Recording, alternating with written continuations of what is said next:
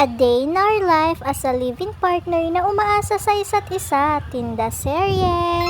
Mga alas 7 na nga nung umaga nung pumunta ako sa palengke para bumili ng mga kailangan ko. Bumili nga lang ako ng fishball kikiam at wrapper para sa cheese stick. Nung nakabili na nga ako ay umuwi na rin ako kagad para nga masimulan ko na yung mga gagawin ko. Simula nga nung nagtinda ako ay lagi akong bumibili ng wrapper dahil nga laging nasusold out yung ginagawa kong cheese stick. Natutuwa nga ako dahil kahit papano ay nagugustuhan ng mga bumibili yung mga paninda ko. Nung natapos ko na nga gawin yung cheese stick ay nagtimpla na rin ako ng suka tapos nirefillan ko na rin itong dressing. Sinunod ko na nga rin gawin itong sauce para nga mapalamig ko pa bago ko ilagay sa lagayan. Nung natapos ko na nga lahat ay naligo na rin muna ako bago ko inilabas itong mga paninda ko. Syempre ready na ang e-abab na to para magtinda.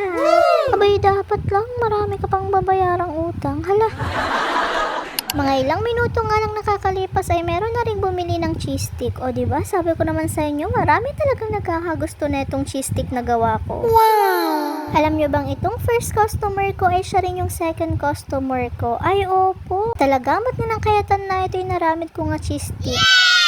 Mga alas 12 pa nga lang ng tanghali ay naubusan na ako ng cheese stick kaya naman pinasok ko nga muna lahat ng mga paninda ko saka ako dali-daling pumunta sa palengke para bumili ng wrapper pati na rin ng cheese. Pagka-uwi ko nga ay gumawa kagad ako ng cheese stick tapos maya-maya lang ay meron na ulit bumili. Meron nga akong batang suki na gustong-gusto yung sauce na gawa ko. Kaya naman unti na lang yung sauce na natira sa lagayan. Isa nga sa mga nakakataba ng puso ay itong conversation namin ng customer ko. Okay na po.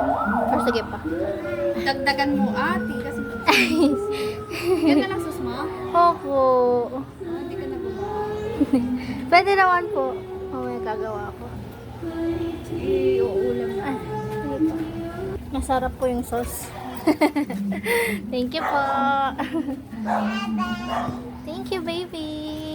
O diba, ubos agad ang sauce, kaya naman gumawa ulit ako ng bago. Maya-maya nga lang ay meron na ring mga bumili. Hindi ko na nga rin namamalayan kung ano ng oras dahil nga sunod-sunod na rin yung mga bumibili sa mga oras na to. Mostly nga sa mga oras na to ay fries at cheese stick yung madalas na bilhin. Hindi ko na nga rin namamalayan na hindi pa pala ako kumain ng umagahan at tanghalian. Kaya nung nagkaroon ako ng time ay dali-dali akong kumain habang wala pang customer. Tignan nyo naman yung oras ay alas 4 na saka lang ako kumain. After ko nga kumain ay nagkaroon pa ako ng mga customer. Tapos nung napasok na namin lahat ng mga paninda namin ay meron pang batang humabol para bumili ng fishball. O siya, hanggang dito na lang mga ka-partners. God bless you all and stay safe everyone. See you all on our next vlog. Bye bye!